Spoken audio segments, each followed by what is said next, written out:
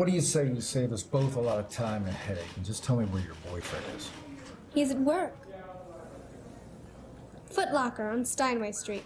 Call them if you don't believe me.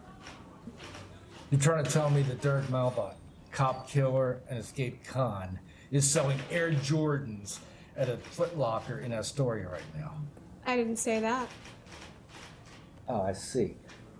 You're trying to sell me a story that you and Malbot have broken up and you're with Joe Nobody at Foot Locker? It's the truth. No, it's not.